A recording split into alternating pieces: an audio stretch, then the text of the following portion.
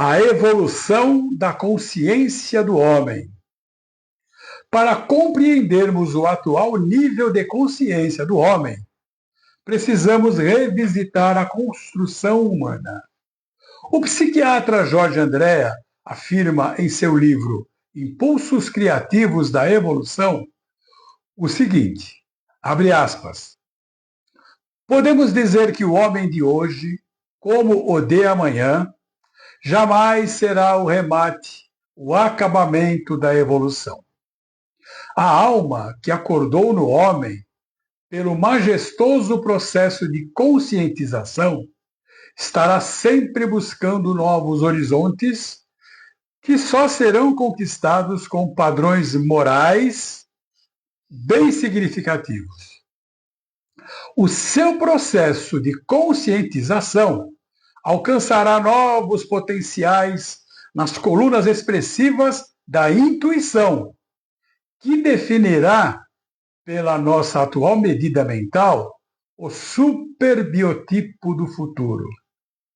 É nesta espantosa abertura psíquica que o homem adquirirá qualidades para influenciar e demarcar novos cenários cósmicos. Fecha aspas. O espírito imortal que somos, cada um de nós, está em mais um estágio de sua evolução.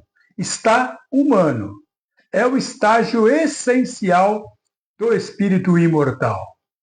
Estamos em processo evolutivo no reino hominal, até alcançarmos o grau máximo de desenvolvimento correspondente a esse reino.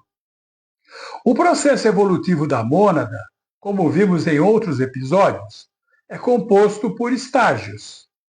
Vem desde o reino mineral, passando pelo reino vegetal, reino animal, chegando ao reino hominal, que é o seu atual estágio neste planeta. O que indica que o reino hominal é apenas mais um degrau da escada evolutiva e infinita. E qual é o nível de consciência do homem em seu atual estágio? Existe uma ciência denominada taxonomia, que classifica os organismos vivos ou extintos em grupos, que são reino, filo, classe, ordem, família, gênero e espécie. Reino são eles o mineral, o vegetal, o animal e o hominal. Filo agrupa as classes dentro do reino. Exemplo, artrópoda é o filo dos insetos. Classe organiza a ordem dentro do filo. Exemplo, classe dos mamíferos. Ordem agrupa as famílias semelhantes. Família agrupa gêneros aparentados. Exemplo, os hominídeos, que são os gorilas, os chimpanzés e o homem. O gênero é determinado por semelhanças evolutivas. Exemplo, o gênero Panther inclui as espécies de leões, onças, tigres, entre outros. O gênero Pan inclui os chimpanzés e os bonobos, que são da família dos hominídeos, mas de gênero diferente. O gênero Homo inclui os nossos parentes, Homo habilis, Homo erectus, Homo neanderthalensis e nós próprios, o Homo sapiens. Espécie é a qualificação do gênero. Escreve-se sempre com duas palavras. A primeira identifica o gênero e a segunda o especifica. Exemplo, Homo neanderthalensis, Homo sapiens.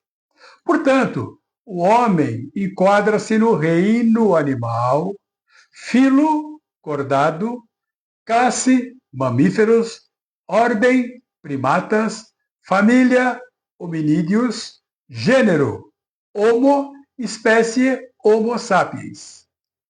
O gênero Homo, um gênero específico dentro da família dos hominídeos, engloba várias espécies, como vimos anteriormente. Vamos aqui usar o termo humano para nos referirmos a todos os membros do gênero Homo, e usar o termo sapiens para nos referirmos ao homem atual, o Homo sapiens, adotando o critério do PhD em História Universal, Yuval Harari.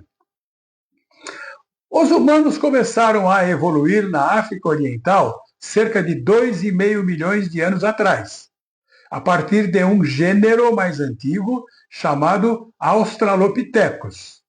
Dali partiram para o norte da África, da Europa e da Ásia. Os humanos na Europa e na Ásia Ocidental evoluíram para o Homo neanderthalis, conhecido por homem de Neandertal, mais adaptado ao clima frio da era do gelo na Eurásia Ocidental.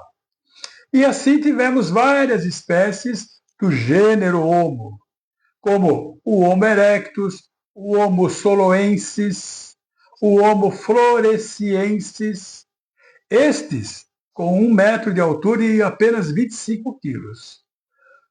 O berço da humanidade, a África Ocidental, gerou numerosas espécies, o Homo rudolfensis, o Homo ergaster e mais tarde a nossa espécie, a qual demos imodestamente o nome de Homo sapiens, o homem sábio.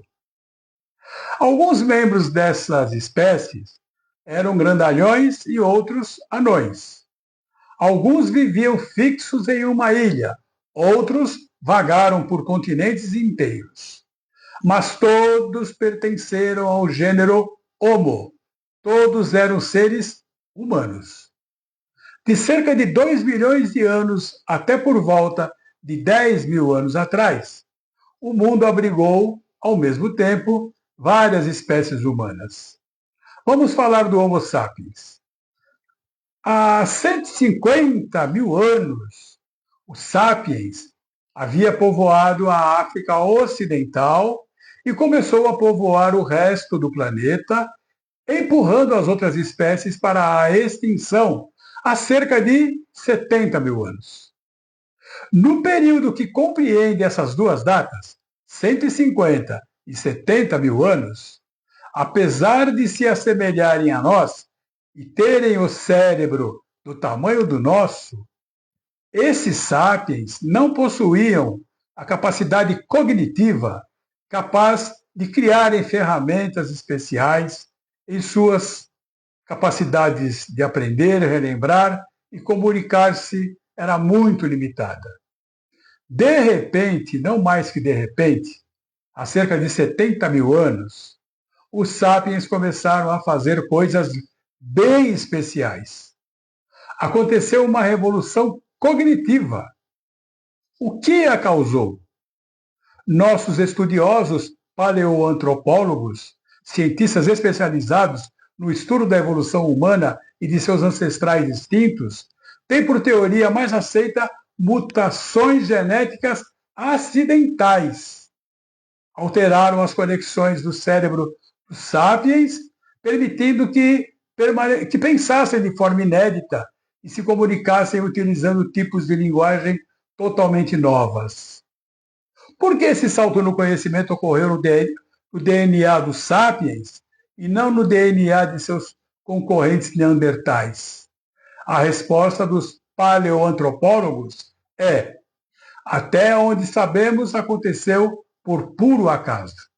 Então concluem que é mais importante compreender as consequências da mutação do que suas causas. Mas a doutrina espírita, uma filosofia de bases científicas e consequências ético-morais, como define a doutora Anete Guimarães, tem a resposta. Não percam o próximo episódio, Os Capelinos, e leiam o livro Sapiens, de Yuval Harari. Muita paz.